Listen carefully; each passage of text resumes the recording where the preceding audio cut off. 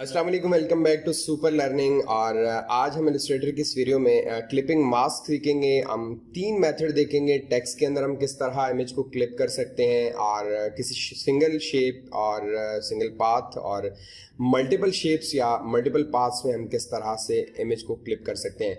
So first time channel पर हैं तो चैनल को सब्सक्राइब कर दें, साथ दिए गए बेल आइकन पर क्लिक करें ताकि आने वाली लेटेस्ट अपडेट्स आप तक पहुंच सके। स्टार्ट करते हैं वीडियो को। हमारे पास यहाँ पर एक टेक्स्ट ऑलरेडी मौजूद है जो कि मैंने पहले से लिख रखा है। इसके अंदर हम एक इमेज को क्लिप करना सीखेंगे। सो इसके लिए हमें फर्स्ट इमेज को प्लेस करना होगा। सो इमेज को प्लेस करने के लिए कंट्रोल शिफ्ट पी आप प्रेस करेंगे, और प्रेस करने के बाद आप इमेज जहां पर भी है वहां से आप इमेज को सिलेक्ट करें और प्लेस कर दें। प्लेस करने के बाद यहां पर आकर क्लिक करके ड्रैग करें और आपका इमेज यहां पर प्लेस हो चुका है। आप इसे इजीली मूव करके एडजस्ट कर सकते हैं। क्लिपिंग के लिए एक बात याद रहे कि जिस भी पाथ के अंदर आप क्लिप करना चाह रहे हैं, किसी भी शेप के अंदर आप क्लिप करना चाह रहे हैं, तो वो पाथ या शेप फ्रंट पे होनी चाहिए, इमेज के फ्रंट पे, और फिर आपने इसे क्लिपिंग मास्क करना है। तो हम इस इमेज को कंट्रोल के साथ लेफ्ट कर्ली ब्रैकेट से बैक पे लेके जाते हैं और उसके बाद हम इमेज को एडजस्ट कर लेते हैं जहां से आपने इसे क्लिप करना है। सो हमने इसे एडजस्ट कर लिया है। एडजस्ट करने के बाद अब आप इन दोनों को सिलेक्ट करें, टेक्स्ट को भी और इमेज को भी, और कंट्रोल 7 प्रेस कर दें या फिर राइट क्लिक करके मेक क्लिपिंग मास्क पर क्लिक करेंगे तो आपका इमेज आपके टेक्स्ट के अंदर क्लिप हो चुका है।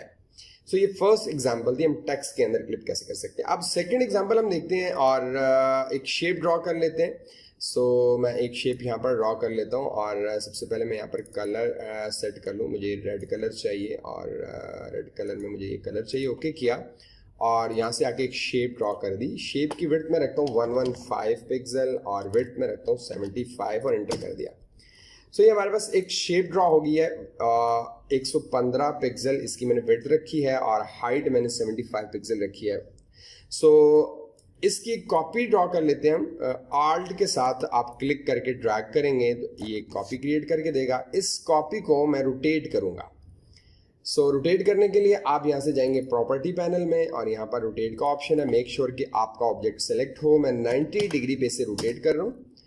उसके बाद थोड़ा सा जूम कम कर लेते हैं और पेन से हम थोड़ा सा लेफ्ट में मूव हो जाते हैं। दोनों ऑब्जेक्ट्स को मैंने यहाँ सेलेक्ट किया है और यहाँ पर आपने अलाइनमेंट को देखना है। अगर अलाइनमेंट की वीडियो आपने नहीं देखी तो आप डिस्क्रिप्शन में मैं लिंक दे दूंगा, वहाँ से जाके देख सकते हैं।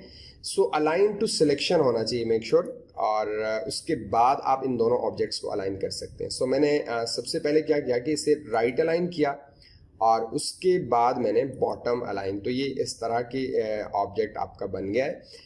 अब इन दोनों ऑब्जेक्ट्स को क्योंकि ये सिलेक्ट हैं तो एक ही पाथ बनाना है, ये दोनों अलग अलग हैं। तो उसके लिए आपको जाना होगा पाथ फाइंडर पर।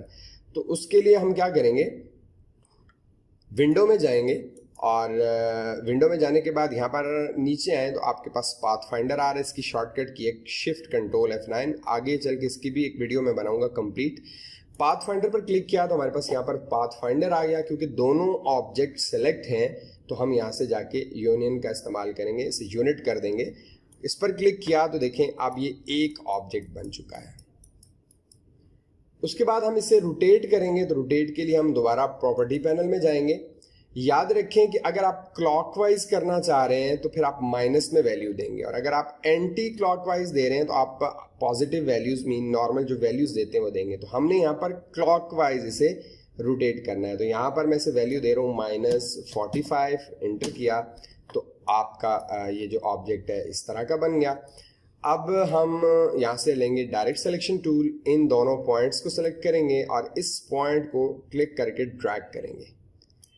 दूसरी तरफ भी यही हम तरीका जो है वो दोहराएंगे। इस पॉइंट पर क्लिक करके ड्रैग करेंगे तो ये आपके पास एक हार्ट बन चुका है। सिंपल तरीके से हमने इस हार्ट को बना लिया है।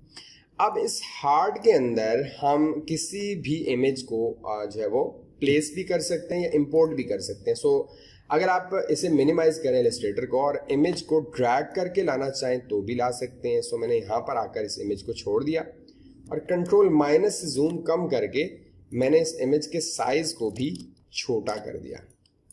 अब इस इमेज को बैक पे लेके जाना है तो कंट्रोल लेफ्ट कर्ली ब्रैकेट से मैं बैक पे लेके गया और आप अपने इस हार्ट को जहाँ पर सिलेक्ट करना है, जहाँ से क्लिप करना है वहाँ एडजस्ट कर लें। साइज मैं थोड़ा सा बड़ा कर लेता हूँ इसका, और दोनों को सिलेक्ट करें और कंट्रोल 7 प्रेस कर दें। तो देखें आपका इमेज हार्ड के अंदर क्लिप हो चुका है और अब आप इसका साइज बड़ा कर सकते हैं। तो ये दूसरा मेथड है। सेकंड जो मेथड बताया आपको, सिंगल शेप के अंदर, सिंगल पाथ के अंदर आप किस तरह ऑब्जेक्ट को जो है वो प्लेस कर सकते हैं, मीन क्लिप कर सकते हैं।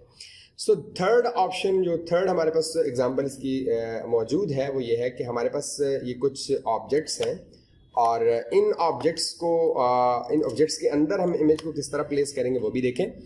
सो इसके लिए अपने कीबोर्ड से प्रेस करें कंट्रोल शिफ्ट पी प्लेसमेंट के लिए, और जो भी इमेज प्लेस करना है आप उसे प्लेस कर लें। सो मैं यहाँ पर इमेज को प्लेस कर लेता हूँ। सो मैंने इतना इस इमेज को प्लेस कर लिया है और थोड़ा सा मैं जूम कम कर रहा हूँ और इस इमेज के साइज को मैं एडजस्ट कर लूँगा ताकि उसके हिसाब से इमेज हो जाए हमारा तकरीबन इतना। थोड़ा सा छोटा हो गया, थोड़ा सा बड़ा कर लेते हैं, दैट्स इट। सो थोड़ा सा लेफ्ट पे ले आते हैं। अब करना ये है कि हमें वो शेप्स, जितनी भी शेप्स थी वो फ्रंट पे लानी है, क्योंकि मैंने पहले भी बताया है कि जिस भी पाथ के अंदर इमेज को क्लिप करना है वो फ्रंट पे होना चाहिए।